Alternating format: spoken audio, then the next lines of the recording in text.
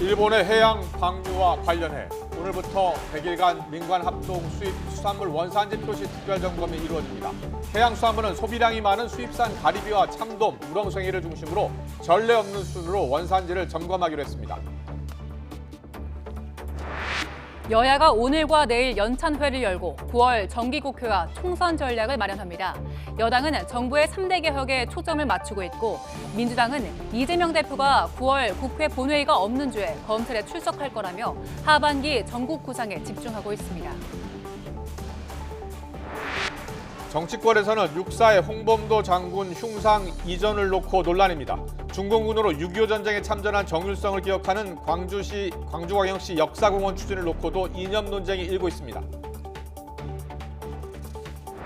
이동관 방송통신위원장이 오늘 취임식에서 공영방송 구조와 체질을 획기적으로 개혁하겠다고 강조했습니다. 시민단체 등은 이에 반발하며 이 위원장의 사퇴를 촉구했습니다.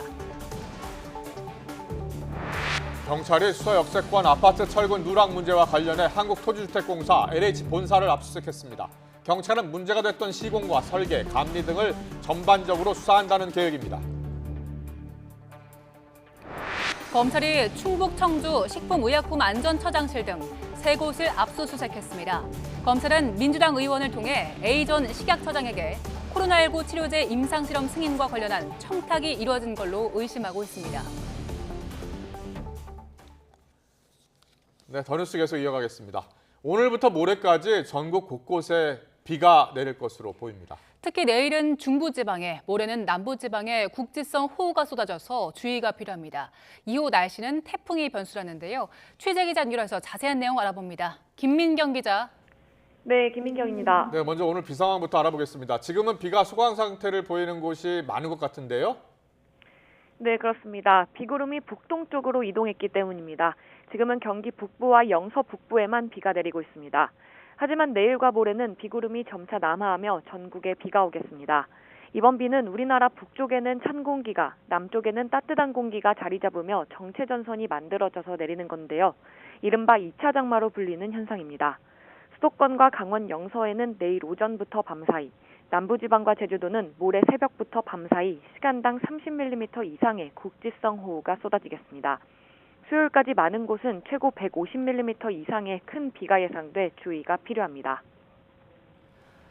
네, 그리고 우려하던 11호 태풍이 발생했는데요. 이후 날씨는 태풍이 변수라고요? 네, 그렇습니다. 9호 태풍 사올라와 10호 태풍 담레이에 이어 오늘 오전 11호 태풍 하이쿠이가 발생했습니다. 트리플 태풍, 그러니까 3개의 태풍이 동시에 활동하고 있는데요. 이 가운데 10호 태풍은 약한 세력을 유지한 채 빠르게 북동진하며 내일 오후쯤 소멸할 걸로 보입니다. 하지만 9호와 11호 태풍은 인접한 채 서로의 진로에 영향을 주는 후지와라 효과를 일으킬 걸로 보입니다. 진로가 무척 유동적으로 변하는 겁니다. 현재 우리 기상청이 참고하는 수치 모델마다 진로를 다르게 모의하고 있는 것도 이런 이유입니다. 기상청은 태풍이 우리나라에 영향을 줄 가능성도 배제할 수 없다며 이후 태풍 진로를 예의주시하고 있다고 밝혔습니다. 지금까지 문화생활과학부에서 YTN 김민경입니다.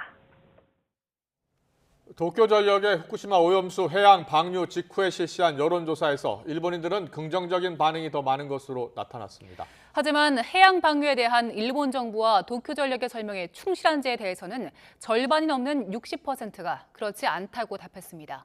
김선희 기자의 보도입니다. 일본 국민은 후쿠시마 오염수 해양 방류에 대해 어떻게 생각할까? 결론은 긍정적인 반응이 더 많은 것으로 나타났습니다. 일본 주요 언론의 여론조사 3건에서 모두 긍정적인 견해가 부정적인 의견보다 많았습니다. 요미우리 신문이 지난 25일부터 27일까지 사흘간 전국의 1,033명을 대상으로 전화조사한 결과 57%가 오염수 방류가 긍정적이라고 답했습니다. 비슷한 기간 니혼게이자이 신문에서는 67%가 정부의 판단을 이해한다고 답했고 마이니치 신문 조사에서도 49%가 긍정적이라고 밝혔습니다. 지난달 시행한 조사 결과와 비교하면 긍정적인 응답자 비율은 9%포인트 올랐습니다. 하지만 오염수 방류에 대한 일본 정부와 도쿄전력의 태도에 대해서는 결과가 달랐습니다. 일본 국민의 60%가 설명이 불충분하다고 답했고 충분하다는 의견은 26%에 그쳤습니다. 실제로 후쿠시마 원전 사태에 대한 일본 정부와 도쿄전력의 신뢰도는 매우 낮은 상황입니다. 2011년 사태 발생 당시에도 일본 정부와 도쿄전력은 정보를 최소화하거나 은폐해 불신을 키웠습니다. 理由はやっぱり科学的にも安全だって言い切れないし、やっぱり海を汚しちゃいけないですよ。基本的にも。 이와 관련해 영국 BBC 방송은 불안감 속에서도 전문가들은 압도적으로 방류가 안전하다고 말하고 있다고 보도했습니다. 그러나 모든 과학자가 동의하는 것은 아니라며 일부 전문가는 삼중수소로 인한 생식력 감소, 세포 구조 손상 등 인간에 미칠 영향에 대해 추가 연구가 필요하다는 입장이라고 밝혔습니다. YTN 김선입니다. 일본의 원전 오염수 방류와 관련해 정부가 오늘부터 100일간 민간 합동 수입수산물 원산지 표시 특별점검에 나섭니다. 박성훈 해양수산부 차관은 일본 오염수 방류 1일 브리핑에서 수산물 원산지 표시는 연중 모니터링하고 있지만 수입수산물 유통 질서에 대한 국민 우려가 높은 만큼 전례 없는 수준으로 원산지 특별점검을 진행하겠다고 말했습니다. 정부는 수입 품목 중 소비량이 많은 가리비와 참돔, 우렁쉥이를 중점 품목으로 지정해서 약 2만 개소를 대상으로 원산지 표시를 집중 확인할 방침입니다. 이동관 방송통신위원장은 사실상 무소불위의 권력을 누려온 공영방송이 국민의 선택과 심판이라는 견제 속에 신뢰를 회복하도록 노력하겠다고 밝혔습니다. 이동관 위원장은 취임식에서 공영방송이 정치적 편향성과 가짜뉴스 확산은 물론 국론을 분열시켜온 사실을 부정할 수 없다며 공영방송 구조와 체질을 획기적으로 개혁하겠다고 말했습니다. 또 포털과 SNS 등에서 유통되는 가짜뉴스와 이로 인한 선동은 민주주의에 대한 근본적인 위협 요소라며 가짜뉴스 생산과 유포는 엄단하겠다고 밝혔습니다. 이런 가운데 언론 관련 시민단체와 현직 언론인들은 이 위원장의 사퇴를 촉구했습니다. 민주언론 시민연합과 언론개혁시민연대, 전국 언론노동조합 등은 오늘 오전 정부 과천청사 앞에서 기자회견을 열고 이 위원장은 존재 자체로 방통위에 내려진 사망선고라고 날을 세웠습니다. 그러면서 광범위한 범국민 투쟁기구를 구성해서 윤석열 정부의 독재 시도와 이동관 방송장악위원회에 대항할 거라고 예고했습니다. 국방부가 육군사관학교 내에 홍범도 장군 등 독립, 광복군 영웅 5인의 흉상 이전을 추진하는 것을 두고서 더불어민주당 이재명 대표는 박근혜 정부 당시 국정교과서 논란이 생각난다고 말했습니다. 이 대표는 건국절 논란, 친일 논란, 국정교과서 논란에 이어 독립군 흉상 제거까지 참으로 윤석열 정권이 걱정된다면서 이같이 비판했습니다. 박광원 원내대표도 홍범도 장군 흉상을 철거하는 것은 대한민국의 정통성을 부정하고 독립운동의 자랑스러운 역사를 지우는 반역사, 반민족적 폭거라고 지적했습니다. 반면 국민의힘은 홍범도 장군 흉상은 철거가 아니라 독립기념관으로 이전하는 문제라며 사안의 실체를 국민께 말하지 않고 정쟁으로 일관하는 민주당식 선전선동이라고 주장했습니다. 유상범 수석 대변인은 홍 장군이 독립전쟁 영웅이나 자유시 사변과 관련해 논란이 있는 분이라며 국방부와 육사가 국민 여론을 고려해서 합리적이고 올바른 결정을 내릴 걸로 기대한다며 이같이 말했습니다. 또 광주광역시가 추진하는 정율성 기념공원 조성에 대해선 독립운동을 했다지만 실제 중국 공산당을 위해 싸웠고 북한군에 가담해 6.25 남침 일원으로 활동했다며 국가 정신에 맞지 않는다고 지적했습니다. 이와 관련해 여권 일각에서도 항일 독립전쟁 영웅에게 공산주의의 망령을 씌우려는 도가 지나친 행동이라는 비판이 제기됐습니다. 홍준표 대구시장은 홍 장군은 박정희 대통령부터 김영삼 대통령까지 보수 정권 내내 훈장이 추서된 영웅인데 왜 논란이 되는지 모르겠다고 밝혔고 유승민 전 의원도 홍 장군은 북한 공산당 정권 수립이나 6.25 전쟁과 아무런 상관이 없다며 일제강점기 이력까지 끄집어내 매도하는 것은 이념 편향이라고 지적했습니다. 이와 관련해 군은 국방부 청사 앞에 설치된 홍범도 장군 흉상에 대해서도 이전을 검토하고 있다고 밝혔습니다. 국방부 전하규 대변인은 정례 브리핑에서 국방부 현관 앞에 있는 홍범도 장군 흉상을 이전하는 방안에 대해 현재 검토하고 있지만 결정된 바는 없다고 말했습니다. 또 지금 언급되는 흉상이 2018년 만들어질 때 전체적인 공감대나 합의가 이루어지지 않은 상태에서 급작스럽게 추진됐다며 육사 내부에서도 여러 이견이 있었고 그런 의견들을 반영해 육사가 이전 등을 검토하고 있는 거라고 강조했습니다. LH가 발주한 아파트 철근 누락을 둘러싸고 부실 시공 의혹을 수사하고 있는 경찰이 LH 본사에 대한 네 번째 압수수색에 나섰습니다.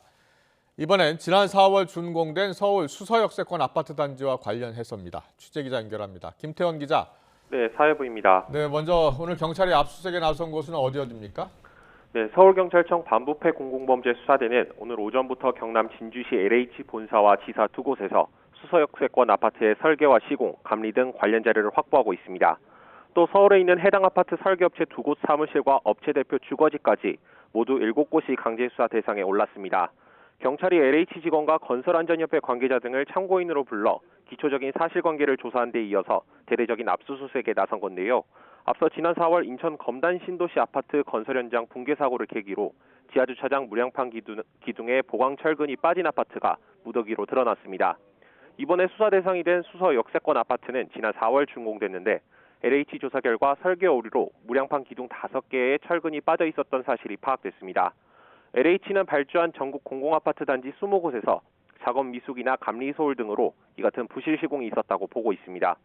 이에 따라 설계, 감리업체와 시공업체 등 91곳과 감리 업무를 맡는 LH 직원 등을 경찰에 수사 의뢰했습니다.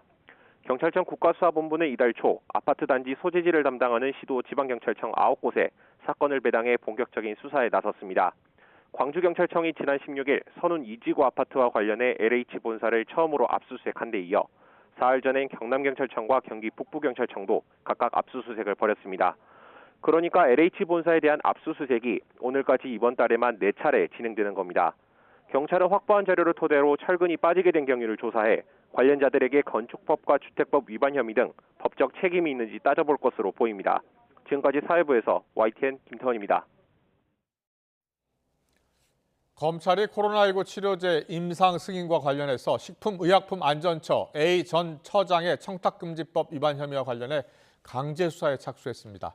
서울 서부지방검찰청은 오늘 오전부터 충북 청주시 식약처장실 등 3곳에 수사관을 보내 압수수색을 실시하고 있습니다.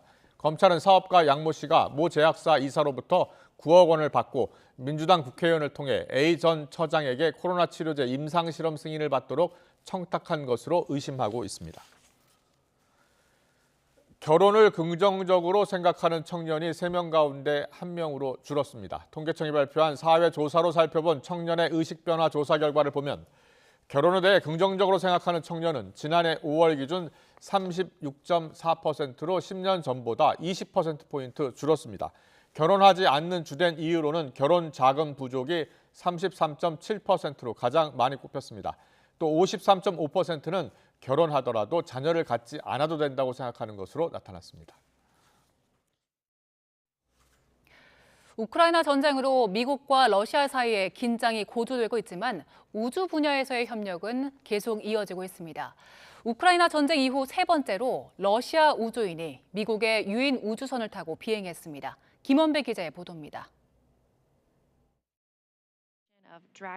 스페이스X의 유인 우주선 크루 드래곤이 지구 표면에서 약 420km 상공에 떠 있는 국제 우주 정거장에 접근하고 있습니다. 이륙한 지 약 30시간 만인 우리 시각 27일 밤 10시 16분쯤 마침내 도킹에 성공합니다. 국제 우주 정거장에 먼저 와 있던 우주인이 새로운 우주 비행사 4명을 포옹하며 반갑게 맞이합니다. 스페이스X가 국제 우주 정거장에 우주 비행사를 수송한 건 이번이 7번째입니다. 이번 크루 드래곤에는 처음으로 각기 다른 국적의 우주 비행사 4명이 탑승했습니다. 이번 임무를 이끄는 미국인 여성 우주 비행사 제스민 모그벨리와 덴마크인 안드레아스 모겐센, 일본인 후루카와 사토시, 러시아인 콘스탄틴 보리소프 등입니다. 특히 보리소프는 우크라이나 전쟁으로 미국과 러시아의 긴장이 고조되는 가운데 미국의 유인 우주선을 타고 비행한 세 번째 러시아 우주인이 됐습니다. I want to point out again how important it is to work together in unity. And this is International Space Station. We are the most international SpaceX flight. Right now you see 5 nationalities here, and we are looking forward to work together. 미국 항공우주국과 러시아 연방우주공사는 러시아의 우크라이나 침공 이후인 지난해 7월 우주선 좌석 교환 협정을 체결했습니다. 국제우주정거장 비상사태에 대비한 대체 운송수단 확보 차원에서 상대 우주선을 이용해 자국 우주 비행사를 우주정거장에 보내기 위해서입니다. 이 협정에 따라 이미 지난해 10월과 올해 3월 러시아 우주인이 미국 스페이스X의 우주선을 타고 국제우주정거장으로 향했습니다. 미국과 러시아가 우크라이나 전쟁 중에도 우주 협력의 끈을 완전히 놓지 않고 있습니다. YTN 김원배입니다. YTN 김영수입니다.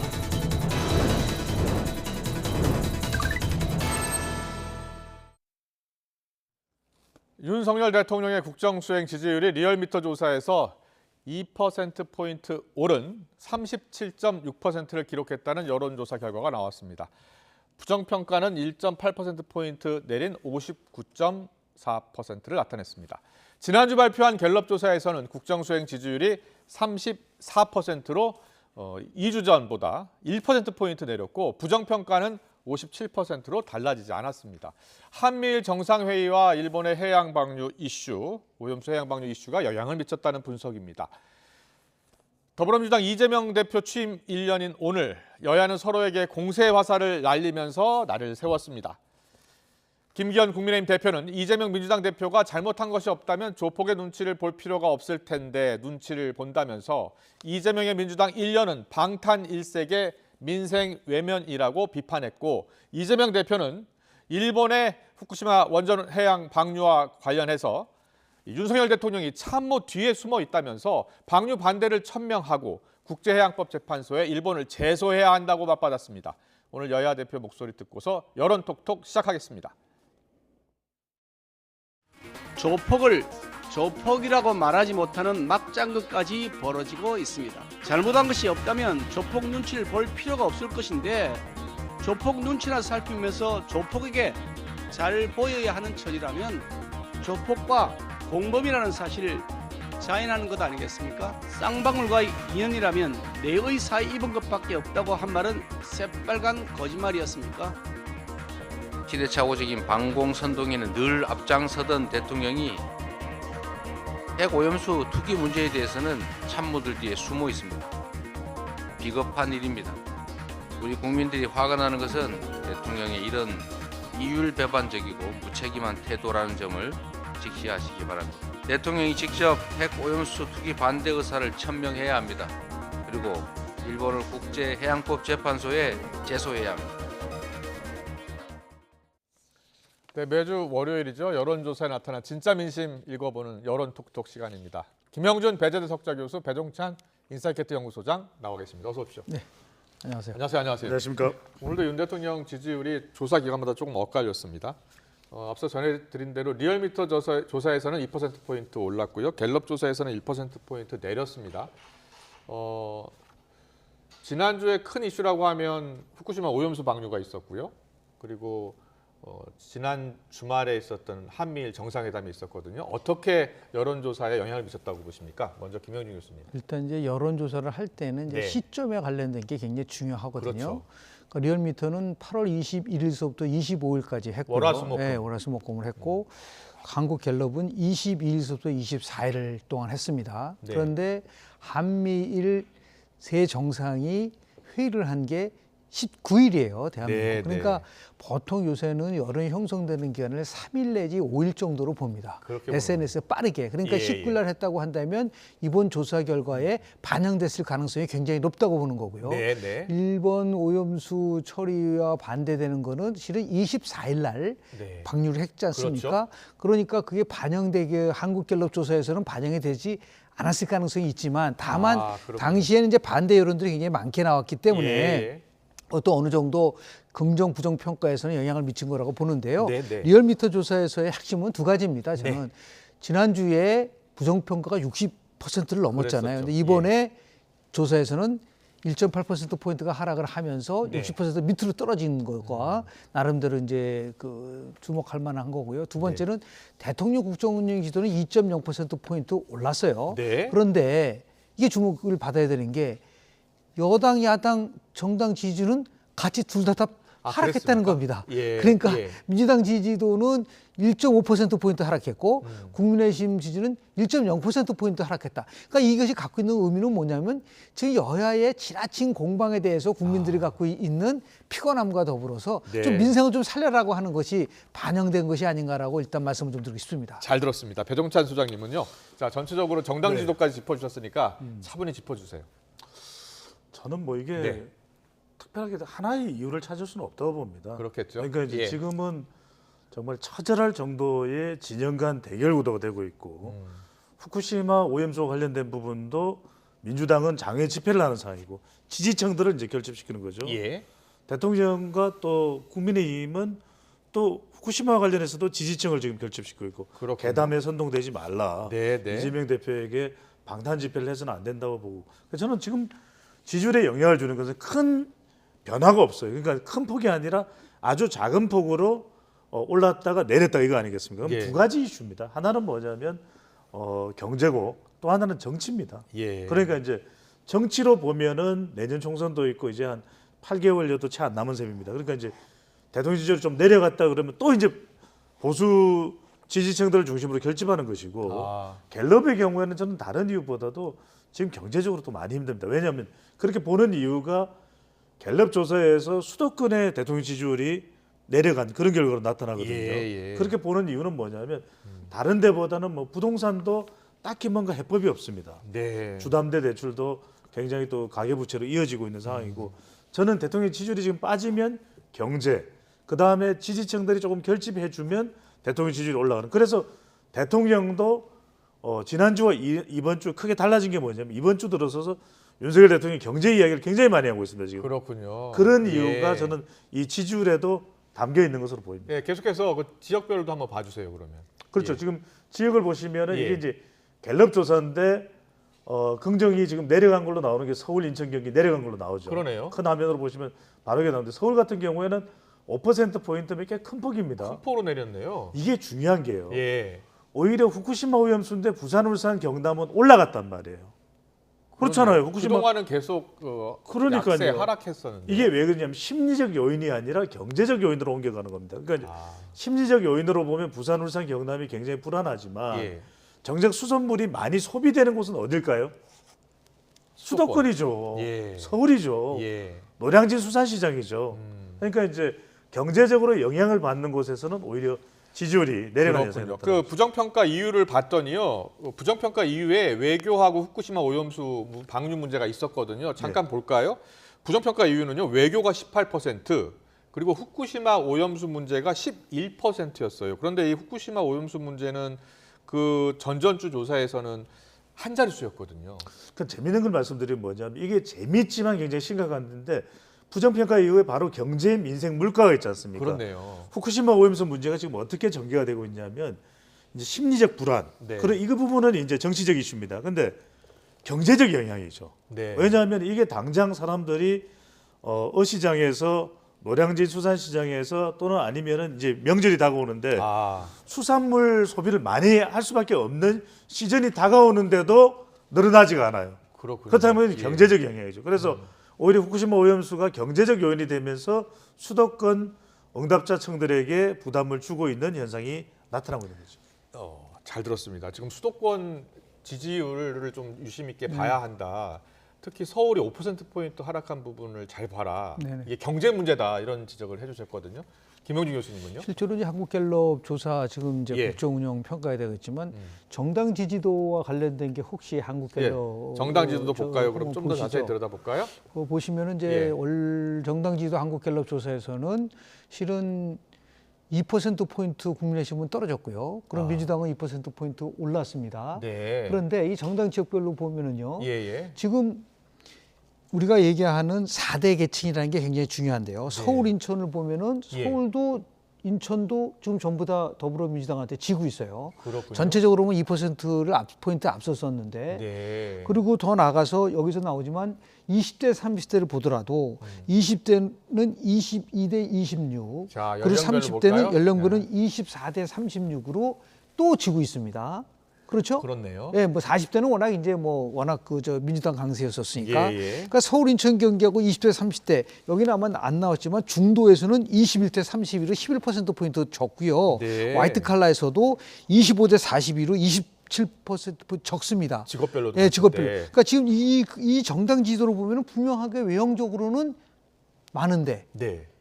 국민의힘이 높은데 네. 왜 이렇게 세부적으로 보면은 선거의 핵심적인 계층이라고 하는 서울, 인천, 경기 20대, 30대 중도 이런 화이트 칼라에서 이렇게 민주당보다 낮게 나오느냐. 네. 이 얘기는 결국 경제적인 문제와 연결될 수밖에 없다. 두 분 다 경제 문제, 민생 문제 많이 말씀해 그래서 주시네요. 대통령도 규제 개혁을 얘기를 하고 경제 관련된 지금 이제 대통령 메시지를 보면요. 빅데이터 분석을 해보면 자유, 연대, 동맹 이런 부분에 대해서 이권 카르텔 이걸 확고하게 나름대로 자리 잡고 있지만 그 이외에 빠져 있는 몇 가지가 있습니다. 가장 큰 게 서민에 대한 부분들 메시지가 좀 약하다. 네. 서민에 대한 얘기를 좀 못 들어보셨고요. 두 번째는 산업에 대한 얘기가 너무 약하다. 서민, 그러니까 산업. 예, 산업을 통해서 경제 성장도 하고 그래서 일자리가 만들어지고 자꾸만 뭔가 우리가 앞으로 이런 디지털 산업이나 4차 산업에 맞는 새로운 산업을 만들어서 일자리도 만들고 해야 되는데 그런 부분들 규제 개혁을 통해서 성장을 해야 되는데 이 규제 개혁과 관련돼서는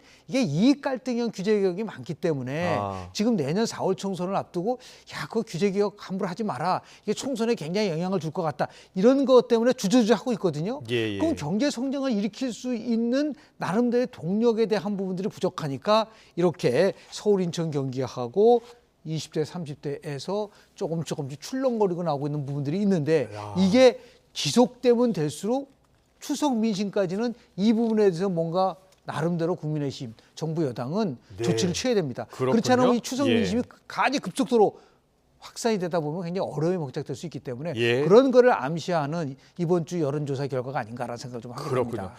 앞서 우리 배종찬 소장님께서 대통령의 윤석열 대통령의 그 연령대별 그리고 지역별 지지율을 설명해 주셨고 저 김영준 교수님은 정당별로 각 지역별 어떻게 나타나는지 연령별 어떻게 나타나는지 살펴봤거든요. 정당별로 지지 율을 어떻게 보고 계세요? 그렇습니다. 이게 정당에서 또 중요한 것은 세대별 그리고 지역별 짚어주세요. 그렇죠. 수도권이 중요합니다. 결과적으로는 수도권에서 중요한 것이 수도권 위기설이 나오는 이유인데 연령별로도 이제 우리가 확인을 해보시면 지금 지역별입니다. 서울, 인천, 경기를 보시면 서울에서는 앞서왔었던 국민의힘이거든요. 지난 총선에서는 이제 직전 총선이니까 2020년 총선에서는 서울에서 완패를 당했던 국민의힘이지만 대선에서는 윤석열 대통령, 윤석열 후보가 이겼고 그리고 그 직후에 있었던 지방선거도 오세훈 시장을 비롯해서 오세훈 시장이 모든 구에서 다 이기는 결과가 나왔을 정도였습니다. 그런데 여기서 중요한 것은 서울이 왜 내려갔을까? 결국 서울은 부동산이고 경제인데 이 부분이 지금 서울에서의 위기 요인이 되는 것인데 인천까지 영향을 지금 받고 있거든요. 그래서 저는 빨리 수도권 위기설이라는 것을 위기설에 인식하는 정도에 거쳐서는 안 되는 것이 지금 국민의힘의 과제라고 봐야 되겠죠. 그렇군요. 자, 지역별 정당 지지도 그리고 또 연령대별 정당 지지도까지 살펴봤는데 더 하실 말씀 있으면 하세요. 다른 면으로 보면은 그런데 왜 민주당 지지도는 정체 하락하냐라는 거예요. 이재명 대표 취임 이제 1년을 맞아서 오히려 이재명의 민주당이 본인이 공언한 대로 새로운 기회를 만드는 것이 아니라 위기를 가져가고 있다. 아까 조금 전에 말씀드린 한국 갤럽 조사에서 이런 조사가 있어요. 정치 관심도와 정당 지도가 있는데 아마 여기는 이제 안 나왔을 것 같은데요.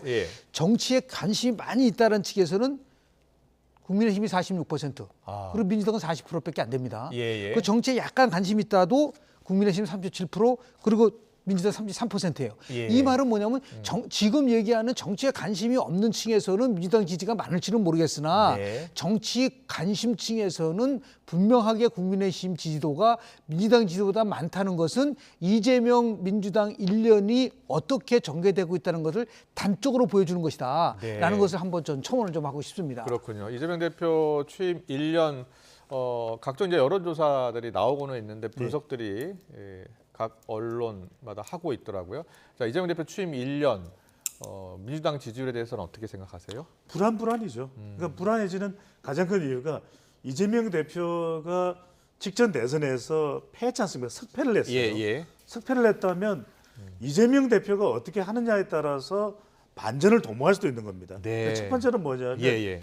기존 지지층, 핵심 지지 기반부터 단단해야 되는데 지금 이재명 대표 리스크뿐만 아니라 이재명 대표가 당에서 불거진 리스크 관리를 지금 못하고 있는 셈이죠. 돈봉투 리스크나 또 탈당을 해서 무소속이긴 하지만 뭐 김남국 의원의 코인 리스크. 그러다 보니까 리스크가 계속 쌓여가는 겁니다. 네. 그러다 보니까 어느 순간 호남 40대 화이트 칼라 이런 뭐 호사화입니다.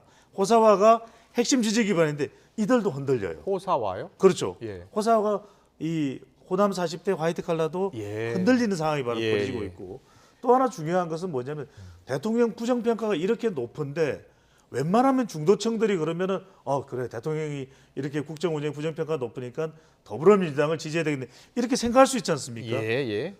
지난 2020년 총선에서는 대통령 지지율이 높기도 했지만 더불어민주당 지지율이 한국 갤럽 기준으로 대체로 한 50% 중반까지 갈 정도였습니다. 그런데 지금은 윤석열 대통령의 부정평가가 높아도 그 지지층들이 중도층들이 또는 무당층들이 수도권 청년층들이 민주당에 안 들어와요. 이건 무슨 이야기냐면 뭔가 국회 다수당 공룡정당이라고 불리우는 민주당의 이 뭔가 두드러진 그런 정책이 없습니다. 가령 이런 민주당 정책이라면 우리 지지하고 싶은데 라는 생각을 가지지 못하게 되는 거죠.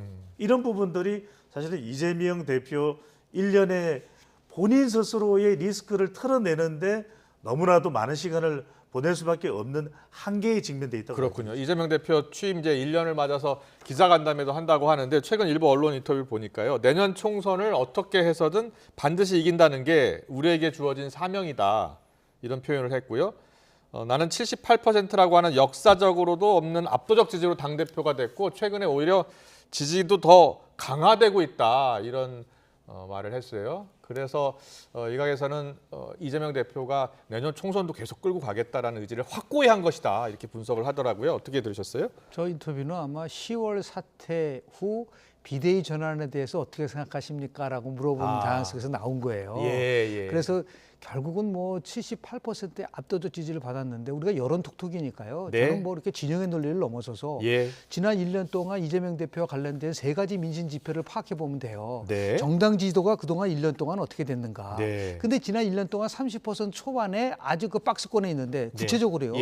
작년 9월 1일부터 8월 3주까지 한국갤럽이 총 45차례의 여론조사를 했는데 제가 그걸 분석을 해보니까 민주당의 평균 지지율이 32.8%예요. 그런데 국민의힘 지지도는 33.5%입니다. 그러니까 국민의힘보다 지지도가 높지 않다는 걸 얘기하는 거고요. 또 정당 호감도에 보면 이재명 대표가 취임하기 직전에는 32%였는데 한 10개월 정도 맞이하는 쪽에서 봤을 때 이재명 대표 민주당 호감도는 30%로도 떨어졌다는 거예요. 호감도 떨어지고 있고요. 그리고 실제로 이재명 대표가 당대표로서 역할을 잘하느냐 못하느냐 지난 6월 13일 날 조사한 내용입니다. 한국갤럽이. 거기서 잘하고 있다? 32%밖에 안 나와요. 그런데 당시에 윤석열 대통령 국정지지도 35%거든요.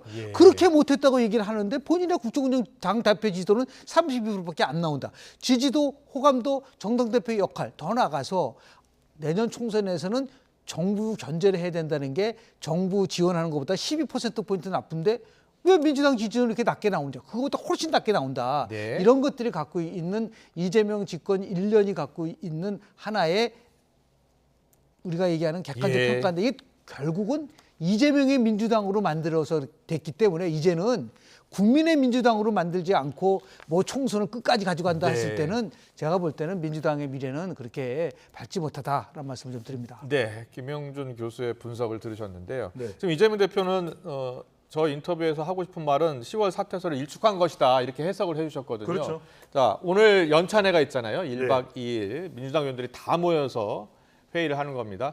뭐 내년 총선 전략도 나온다고 하는데 어떤 이야기들이 오갈 것 같습니까? 저는 똘똘 뭉쳐야 된다는 이야기가 나올 수밖에 예, 없겠죠. 예. 그러니까 그덕 우리 여론 톡톡 시간을 통해서 일관되게 제가 이제 데이터로 분석해 드리는 것은 결국 내년 총선은 4월 총선은 윤명대첩의 피날레다. 윤명대첩이요? 어느 한쪽은 썰어져야 되는 거다. 예, 그러니까 예. 총선 결과로 이제 그것을 받아들이게 될 수밖에 없는 건데 그렇다면 일단 이재명 대표가 오늘 할 이야기는 그럴 겁니다. 첫 번째로는 왜 내가 지금 흔들리고 민주당이 흔들리냐? 그는 검찰이 계속해서 수사 압박을 해오고 이것이 정치 보복이고 야당 탄압이기 때문에 그렇다. 네. 내 문제가 아니다. 예. 성남시장 시절에 또 경기지사 시절에 있었던 일이지만 이건 내 문제가 아니라 네. 이건 계속 나를 쓰러뜨리려고 하는 윤석열 대통령과 국민의힘의 일종의 정치적인 의도다. 이렇게 이제 해석을 하고 두 번째 이야기는 그렇게 이야기를 할 겁니다. 예. 뭔가 좀 우리도 정책을 만드는데 저는 이 부분이에요. 그런데 워크숍을 가서 정책 대안을 이야기한다고 하는데 정작 뭐 지금껏 뭔가 나온 게 없거든요. 네. 그러니까 이게 핵심입니다. 뭔가 그래도 민주당이면 이런 정책이 나와서 적어도 그 정책이 얼마나 알려지든 안 알려지든 국민들이 볼 때는 그래도 민생을 돌보는 민주당이라는 판단을 할 텐데 인식을 할 텐데 그게 안 나온다는 거죠. 네. 그런데 여기가 중요한 게 제일 마지막입니다. 예. 수도권 경쟁력이 오히려 이재명 대표가 경기지사 출신이잖아요. 또 네. 지역구도 지금 인천에 있거든요. 예. 서울에 지난 총선에서 싹쓸이를 냈는데 지금 이재명 대표가 되고 난 이후에 수도권 경쟁력이 약화되고 있는 거예요. 예. 이거는 어떻게든 이재명 대표가 해결을 해야만 지금 되는 갤럽 여론조사는 민주당이 앞서는 것으로 그러니까 나타났는데 민주당보다는 앞서지만 이 부분을 국민의힘보다는 앞서는데 반드시 아셔야 될 게 예.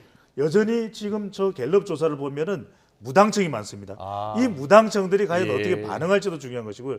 또 하나 중요한 것이 지난 총선에 지금 다수의 의석을 차지하는 것이 이제 더불어민주당입니다. 그러면 네. 교체 의향이 있습니다. 네. 좀 바꿔라.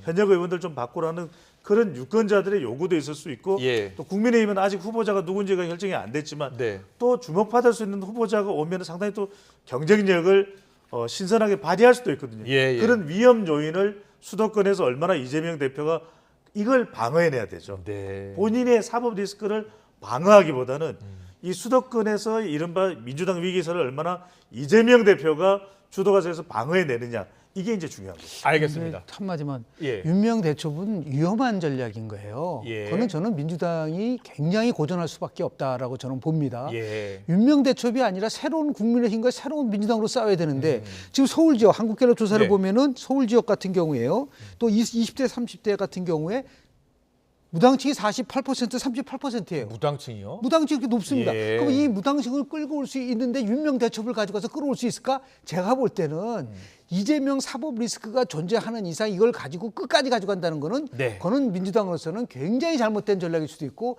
참패로 갈 수 있는 위험성 있는 거를 갖고 있기 때문에 예. 이 부분이 이제 10월 되면은 자연스럽게 윤명대첩으로 가는 순간 민주당은 분당될 수밖에 없다. 네. 그런 말씀 좀 드리고 싶습니다. 국민의힘 이야기 잠깐 할게요. 국민의힘 같은 경우에 지금 수도권 위기론 계속 나오잖아요. 그리고 김현준 교수님도 수도권 위기론 실체가 있다라는 있죠. 생각 갖고 있습니다. 계신 거잖아요. 그렇죠. 그럼 오늘 연찬에서 어떤 이야기들이 오갈 것으로 보세요? 일단은 뭐 여러 가지 가장 핵심적인 거는 정기국회를 앞두고 나면 항상 하는 게 있어요. 예. 입법과 예산 심의와 관련된 거를 하겠다라는 거거든요. 9월 정국회에 맞서서. 그러나 총선을 지금 한 7개월 정도 앞둔 이 상황 속에서는 두 가지가 있어야 된다고 봅니다. 두 가지? 첫 번째는 지금 국민의힘의 다양성과 역동성이 없다. 예. 그러니까 당이 아직 굉장히 뭔가 두 번째는 국민의힘의 새로움이 없다. 새로움이 없다. 저는 선거는요. 예. 왓슨윤 새로움을 가지고 싸우는 거예요. 그래서 윤명대첩이 안 된다는 거예요. 예. 아이 또 2021년 재보궐선거, 2022년 대선, 네. 2020년 지방선거, 또 2024년까지 와가지고 윤명대첩이다.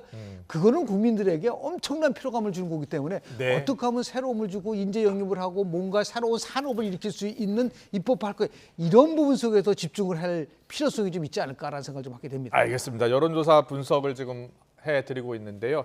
이슈 하나 짚고서 가겠습니다. 여야 공방이 지금 독립운동가들의 흉상 이전을 두고서 충돌하고 있는데요. 육군사관학교에 설치됐던 그 흉상을 이전하겠다는 국방부 방침을 두고서 이념 논쟁 불거졌습니다. 여야 목소리 직접 듣고 오겠습니다. 만약 정권 차원의 자랑스러운 독립운동사 부정과 친일 행적 지우기 시도라면 민주당은 결코 좌시하지 않을 것입니다. 국민의힘이 나서서 홍범도 장군을 비롯한 독립운동가의 흉상 이전 계획을 취소하기 바랍니다. 취소시키기 바랍니다. 그리고 이 어처구니없는 일을 벌인 국방부 장관에게는 반드시 합당한 책임을 묻겠습니다. 지금 홍범도 장군 흉상은 철거가 아니라 독립기념관 이전 문제로 알고 있습니다. 이것을 가지고 저열한 역사 인식이라고 하는 것은 그 사안에 대한 실체를 정확히 국민들에게 마르지 않고 오로지 정쟁으로 일관하는 민주당식 선전선동이다라고 저는 말씀드릴 수 있습니다.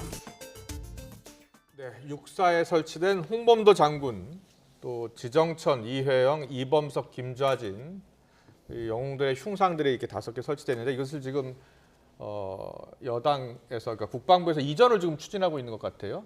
지금 논란은 어떻게 보세요? 지금 이런 상황을 보면서 예. 제일 궁금한 분들, 우리 더 뉴스 이 여론톡 들어보면 제일 궁금한 분들이 왜 그러지? 왜 그러지? Why? 예. 왜? 예. 이게 가장 많이 나오는 반응일 것 같아요. 왜냐하면 YS 때 역사 바로 세우기 위해서 상당히 주목을 받았고 호응을 얻었습니다. 네, 네. 근데 지금은 어떤 주문이 나오시냐면 역사 그냥 놔두기. 예. 놔둬라. 왜냐하면 이게 무슨 의미인지를 모르겠어요. 그래서 어떤 이런 홍범도 흉상 또 지청천 또는 김좌진 흉상을 다 육군사관학교에서 바깥으로 내보내서 네. 무엇을 얻으려고 하는 거지? 심지어는 지금 잠수하면 홍범도함 이름도 바꾸겠다 어쩐다 이야기가 나오거든요.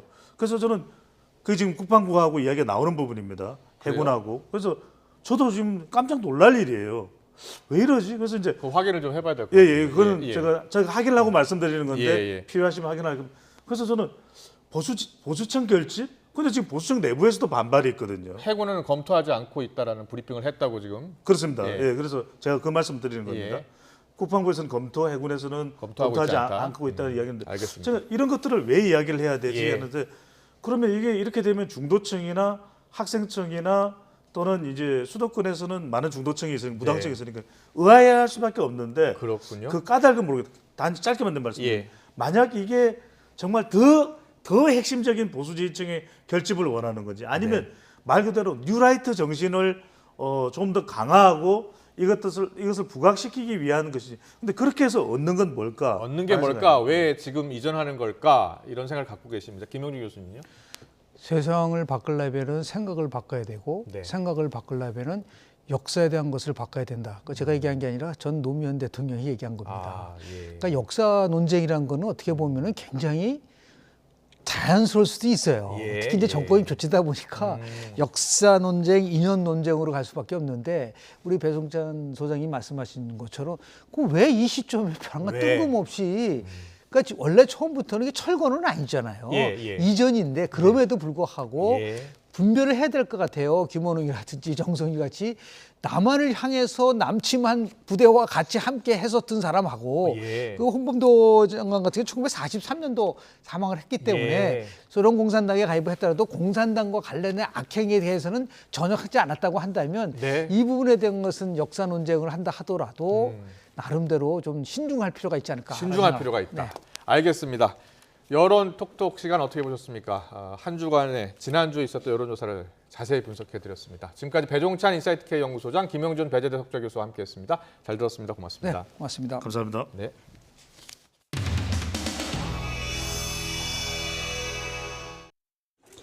오늘은 여야가 합의한 여가위 저기 대변인님 잠깐만요. 조민경 대변인님 잠깐 오세요. 조민경 대변인님 도망가지 마시고 오세요. 오세요.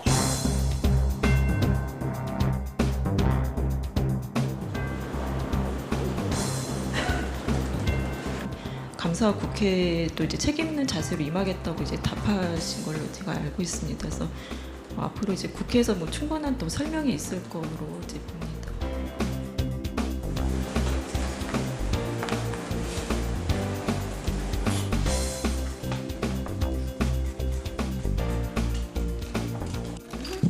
지금 이 상황이 그런 상황이 아니지 않느냐라고 아무리 얘기해도 애고새같이 반복하고 있어요. 그 날짜가 현안지기가 바뀌시면 장관은 당연 출석 당연히 대상자예요. 출석해야 되는 거죠. 근데 이게 본인이 언제부터 이렇게 국회 무시가 일상화된 겁니까? 출석을 안 했으면 몰라도 국회에 와서 상임위원회에 출석하지 않는다는 게 말이 되는 겁니까? 이거는 거의 국회를 놀리고 있는 거죠.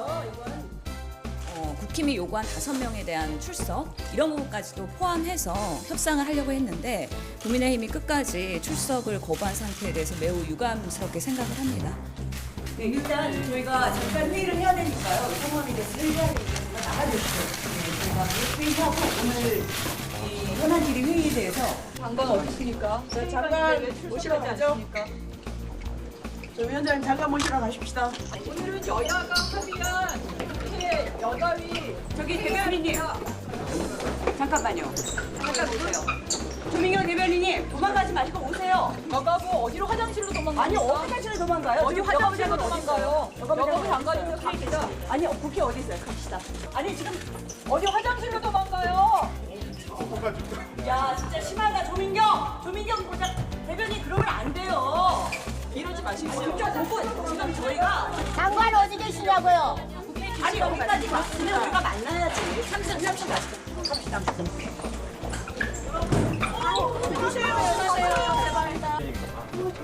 저희 3층으로 갑니다.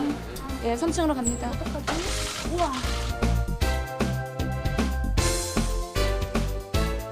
아니 안방 국무위원 대기실 어디? 국무위원 대기실이 어딘지 아시는 분? 여기가 국무위원 대기실입니다. 들어가겠죠? 저기 왼쪽이요.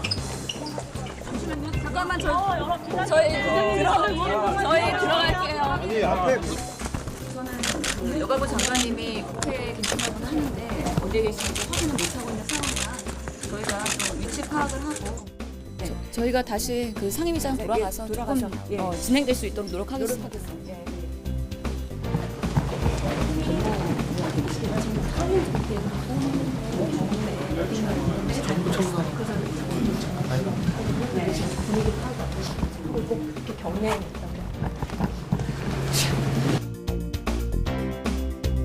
아니 숨바꼭질 할 일이냐고요 이게. 숨바꼭질이 어디 있습니까? 네?